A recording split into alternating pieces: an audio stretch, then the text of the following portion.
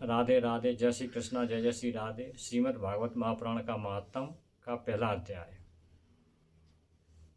जब महाराज युधिष्ठिर को पता चला कि भगवान कृष्ण अंतर्ध्यान हो गए, तब उन्होंने मथुरा में अनिरुद्ध जी के बेटे वज्र को राजा बनवा दिया, राज सिंहासन दिया, और हस्तिनापुर का राज सिंहासन राजा परीक्षित को दिया, और खुद पांचों भाई हिमालय को चले गए। तो एक दिन घूमते घूमते महाराज परीक्षित मथुरा में आए राजा वज्र के पास। वज्र ने उनका अच्छा वेलकम किया, उनको बिठाला। महाराज आप खूब आए, कैसे पधारे। और महाराज की जो रानियाँ थीं, रोहिणी वगैरह, उनसे मिलवाया राजा परीक्षित को। तो राजा परीक्षित ने कहा वज्र से कि महाराज वज्र, भगवान कृष्ण के हमारे पुरखों के ऊपर बहुत बड़े एहसान है।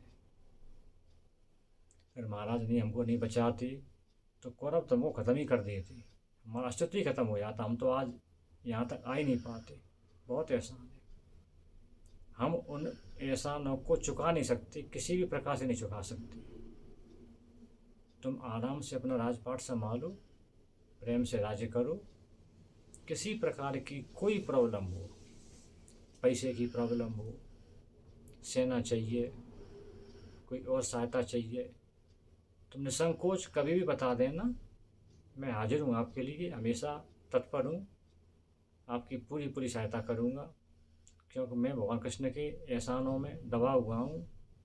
मैं उनकी कोई सेवा नहीं कर पाई, तो मुझे सेवा का अवसर तो मिला कम से कम।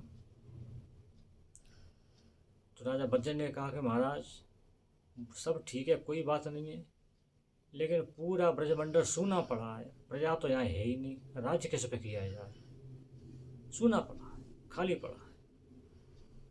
तो राजा परीक्षित ने कहा कि ऐसी बात नहीं है महाराज वज्र, एक होती है नित्य लीला, एक होती है व्यवहारिक लीला।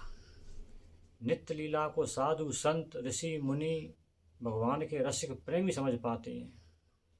ब्रज का मतलब क्या है? व्याप्ति, जिसकी कण कण में भगवान कृष्ण व्याप्त हैं, भगवान कृष्ण समाये हुए हैं, उसी को ब्रज कहते हैं।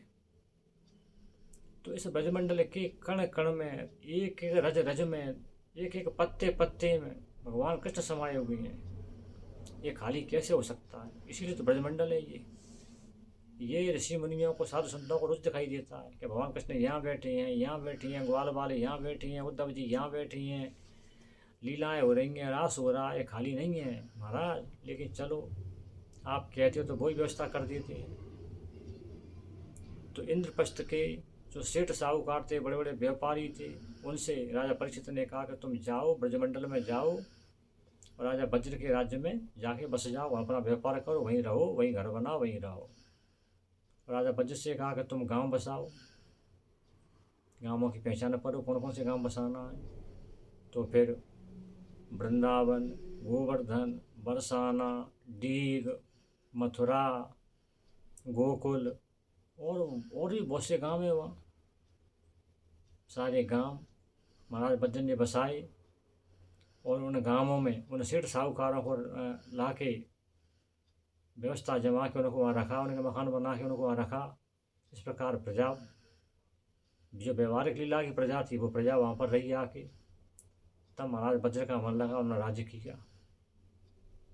तो इस प्रकार ब्रजमंडल बसा, इस प्रकार ये मथुरा, गोवर्धन, बरसाना, गोकुल बसी। ये महाराज परीक्षित ने इंद्रप्रस्थ से लाकर के यहाँ लोगों को बसाया, तब यहाँ प्रजा आई। यहाँ कुछ था नहीं, नित्य लीला होती थी, व्यवहारिक लीला नहीं थी। तब राजा वज्र का मन लगा, उन्होंने राजपाट संभाला। इस प्रकार से ब्रजमंडल आबाद हुआ। कितना धन्य है ब्रजमंडल। राधे राधे, जय श्री कृष्णा, जय जय श्री राधे। जय श्री राधे, राधे राधे, जय श्री कृष्ण।